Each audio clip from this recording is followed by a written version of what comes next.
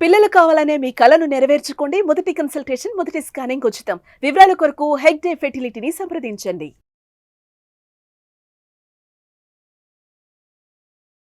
So చాలామంది money మంత్ర classes ఎప్పుడెప్పుడు ఎక్కడెక్కడ ఉంటాయని చెప్పేసి అడుగుతున్నారు కాబట్టి ఫస్ట్లీ మనీ మంత్ర క్లాసెస్ అయితే 26th January 2025 విశాఖపట్నంలో ఉంటుంది.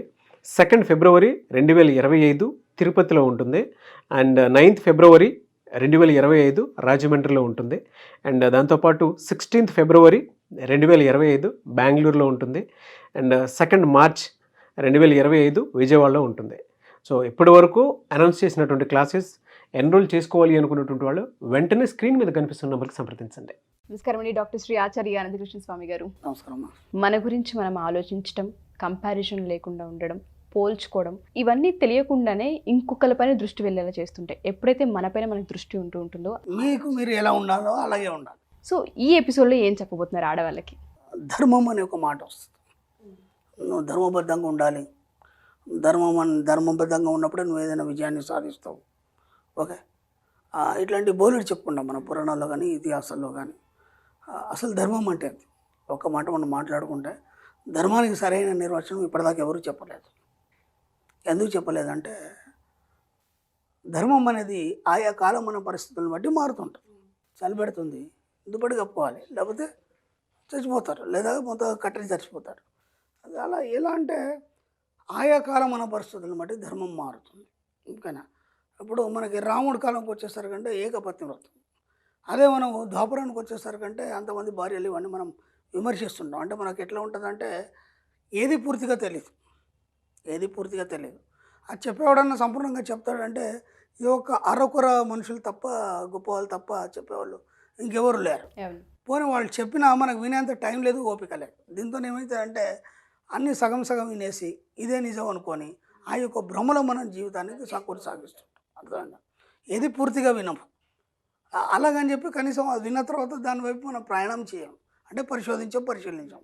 అలాంటప్పుడు ఏమవుతుందంటే జీవితంలో అన్నీ కూడా సంపూర్ణత్వం లేకుండా సగంగానే మీ జీవితంలో అన్నీ ప్రసాదించబడతాయి. కాబట్టి ఇక్కడ మనం ధర్మం గురించి చెప్పుకుంటున్నాం. ధర్మం అంటే ఏంటి అంటే ఆయా కాలమాన పరిస్థితులను బట్టి ధర్మం మారుతుంది అని అనుకున్నప్పుడు మన సబ్జెక్ట్లోకి వచ్చేసరికి ధర్మం అనే దానికి మనం సరైన నిర్వచనం ఏమిస్తున్నామంటే నీకు ఏదైతే అనిపిస్తుందో అది చేయడంలో పక్కవాడికి కానీ ఇతరులకు కానీ ఇబ్బంది లేకుండా నువ్వు నడుచుకోవడమే ధర్మం మన సబ్జెక్ట్లో. అది ఏదైనా కావచ్చు. మన సబ్జెక్ట్లో మనం ఎన్నోసార్లు చెప్పినాం, ప్రకృతికి పక్కవాడికి ఇబ్బంది పెట్టకుండా నీకు ఏదైతే అనిపిస్తుందో అది చేయడమే ధర్మం, అంతే. అర్థమైందా? కండిషన్ మాత్రం ఇవి రెండు. ఓకేనా? కాబట్టి ఎప్పుడైనా సరే మనం ధర్మం గురించి ఆలోచించినప్పుడు ఎప్పుడు కూడా దాని మీద చర్చ చేయకండి. ఎందుకంటే మనకి ఎన్నో అనుమానాలుగా ఉంటుంది. మన జీవితం ఎప్పుడు కూడా ఏంటంటే అనుమానాలతో కూడుకొని మన జీవితాన్ని కొనసాగిస్తుంటాం. ఇది ఇలా చేయచ్చా, చేయరాదా, చేస్తే తప్ప కాదా. ఇప్పుడు నేను మన సబ్జెక్ట్లోకి వచ్చిన తర్వాత బోలెడు చెప్తుంటాను. నేను మీరు ఇలా ప్రవర్తించాలి. ఇంతకుముందు కూడాను నీకు నువ్వులాగా ఉండడం అది ధర్మమే. నీకు నువ్వులాగా ఉండడమే ధర్మం. ఎందుకంటే నువ్వు ఎవరు జోలికి పోవట్లేదు, ఎవరికి ఇబ్బంది పెట్టట్లేదు, ఎవరిని విమర్శించట్లేదు. అది ధర్మమే కదా, అవునా కదా? అలా మనం ఏమనుకుంటామంటే నేను కరెక్ట్ ఉన్నానా లేదా, లేకపోతే నేను కరెక్ట్ చేస్తున్నానా లేదా, ఈ చేయడం అనేవి పొరపాట్లు జరుగుతున్నాయా లేదా, ఇది ధర్మబద్ధమేనా. మీకు పెద్ద వేదాంతం తెలీదు, పెద్ద శాస్త్రం తెలీదు, ఏమీ లేకపోయినా ఈ మాట మాత్రం మనం ప్రతి దగ్గర తీసుకుంటాం. ప్రతి దగ్గర తీసుకొని గొప్ప గొప్ప వాక్యాలు దానికి ఉపయోగిస్తాం. కాబట్టి దానికి మనం అర్హులమా కాదా, అంత గొప్ప వాక్యాన్ని మనం తీసుకొని దానికి అర్హులా కాదా మనకు తెలియదు. కాబట్టి ప్రతిదానికి ఈ దాన్ని మనం జోడించి మన జీవితాన్ని చిన్నగా చేసుకోకండి. అర్థమైంది? అది చాలా గొప్ప పదం, మీకు చాలా ఈజీ పదం. నేను చెప్పిన ప్రకారం మాత్రం చాలా ఈజీ. అది ఇక్కడ ప్రతిదానికి మనం అనుమానం పడుతుంటాం. ఇప్పుడు నేను ఒకటి చేయమని చెప్పాను, నేను మెడిటేషన్ చేయమని చెప్తాను, 20 నిమిషాలు చేయమని చెప్తాను, 20 నిమిషాల కంటే ఎక్కువ చేయను. ఇప్పుడు వాళ్ళు పొరపాటు ఏమైంది, ఒక 5 నిమిషాలు ఎక్కువైంది, లేదా ఒక 5 నిమిషాల ముందు లేచారు. లేవగానే ఒక అనుమానం వస్తుంది, అరే గురుగారు కరెక్ట్ 20 నిమిషాలు చేయమన్నారు కదా, మరి ముందే అయిపోయింది కదా, ఇప్పుడు ఏం కాదా, ఆ డౌట్ ఉంటుంది. ఇప్పుడు ఈ సబ్జెక్ట్లో అది ధర్మం 20 నిమిషాలు చేయాలని నేను చెప్పాను కదా. ఆయా కాలానుగుణంగా ధర్మం మారుతుంటుంది. ఈ సబ్జెక్ట్లో 20 నిమిషాలు చేయను ఏమంటే గుర్తుకొస్తుంది కదా, ఆ పలానా టీవీలో పలానా ఆయన చెప్పాడు కనీసం 45 నిమిషాలు చేయాలని. ఓకే, నేను చెప్పింది ఇది, అది గుర్తుకొస్తుంది. ఇది గుర్తుకొచ్చినప్పుడు దాంతో ఇది కంపేర్ చేసుకుంటాడు.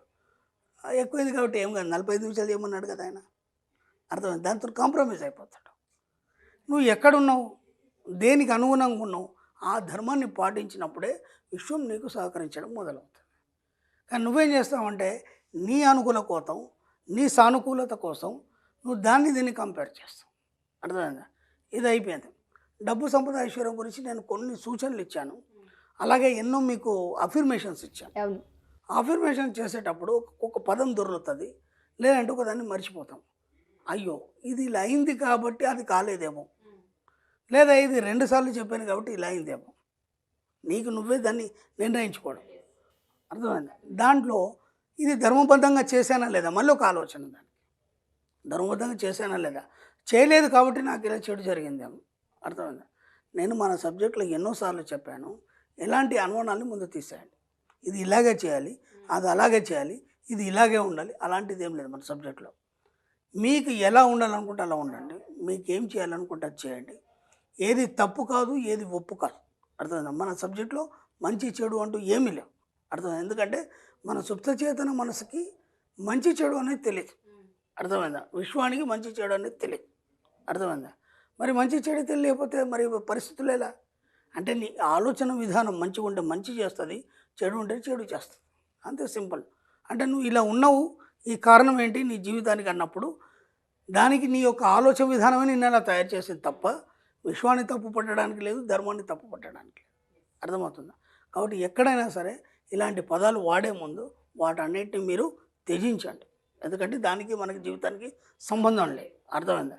కాబట్టి విశ్వంతోనే కనెక్ట్ అయినప్పుడు ఈ సబ్జెక్టులోకి రావాలన్నప్పుడు ఎలాంటి తప్పులు, మీకు ఎలా ఉండాలనుకుంటే అలా ఉండండి, ఏం చేయాలనుకుంటే అది చేయండి. 2 కండిషన్లు, మనం ప్రకృతి పక్కవాడికి ఇబ్బంది పెట్టుకుంటే అదే ధర్మం. సో ఈ ఎపిసోడ్లో చిట్కా ఏదైనా ఆడవాళ్ళకి? మీరు రోజు చెట్లకు నీళ్ళు పోస్తారు కదమ్మా, చెట్లు అంటే బాగా ప్రేమిస్తారు కదా ఆడవాళ్ళు, పువ్వులు చెట్లు ఇవన్నీ చేస్తారు కదా. ఇంతకుముందు కూడా మనం చెప్పుకున్నాం, దీన్ని చిట్కా కింద ఇప్పుడు మళ్ళీ మనం చెప్పుకుంటున్నాం. అప్పుడు సబ్జెక్ట్ కింద చెప్పుకున్నాం. సబ్జెక్ట్ కింద చెప్పుకున్నప్పుడు అవి ఎక్కువ గుర్తుండయి, ఎందుకంటే నేను ఇంత పెద్ద సబ్జెక్ట్ ఇచ్చాను గతంలో. చివరిలో చిట్టి తంత్రాలు ఏవైతే చెప్పానో అవే ఎక్కువ మంది పట్టుకున్నారు. దాంతో నాకు భయం అయింది, ఎందుకంటే ఆ తంత్ర మార్గంలో నాకు తెలిసి గతంలో తాంత్రికుడు కొన్ని చెప్పాను. ఈ చిట్కాలు మాత్రం తంత్రాలు కావు, ఇది బాగా గుర్తుంచుకోండి. ఇది కేవలం మన సబ్జెక్టే కాబట్టి ఇప్పుడు నాకు ప్రాబ్లం లేదు, వాళ్ళకు ప్రాబ్లం లేదు. కాబట్టి ఈ చిట్కాలు ఎక్కువ పట్టుకుంటారు. ఇప్పుడు ఈ సబ్జెక్ట్ ఇప్పటిదాకా కిందంతా పక్కన పెట్టేసి ఇవే పట్టుకుంటారు. అయినా పర్లేదు, వీటితోనే సరే వారికి డబ్బు సంపద వస్తుంది. కాబట్టి మనం మార్చాం, తంత్రాల నుంచి ఈ సబ్జెక్టు చిట్టాలకు మార్చాం. రోజు నీళ్లు పోస్తుంటారు చెట్లకి, చెట్లను బాగా ప్రేమిస్తుంటారు. ఆ నీళ్లు పోసేటప్పుడు మనసులో చెప్పుకోండి, ఈ యొక్క చెట్లు ఎలాగైతే వృద్ధి చెందుతున్నాయో అలాగే మా యొక్క కుటుంబంలో డబ్బు సంపద ఐశ్వర్యం కూడా ఈ చెట్లలాగే ఇవి ఎలా పెరుగుతుంటే అలా వృద్ధి చెందుతున్నాయి అని ఫీల్ అవుతూ ప్రతిరోజు వాటికి నీళ్లు పోయండి. నిజంగా కూడా అవి ఎలా అయితే ఎదుగుతాయో అలాగే మీ యొక్క జీవితంలో మార్పులు వచ్చి మీ యొక్క కుటుంబం కూడా డబ్బు సంపద ఐశ్వర్యంతో ఎదగడం జరుగుతుంది. తప్పకుండా సార్, వండర్ఫుల్. చాలా మందికి హెల్ప్ అయ్యే సబ్జెక్ట్ ఇది. ఎంటర్‌ప్రెన్యూర్‌గా బయటికి రావాలనుకున్న ఆడవాళ్ళందరికీ కూడా మీ చిట్కాలు కావచ్చు, మీ ఎపిసోడ్స్ కావచ్చు, చాలా బలాన్ని ఇస్తూ ఉంటుంటాయి. Wonderful sir. Thank you sir. Thank you so much. Thank you.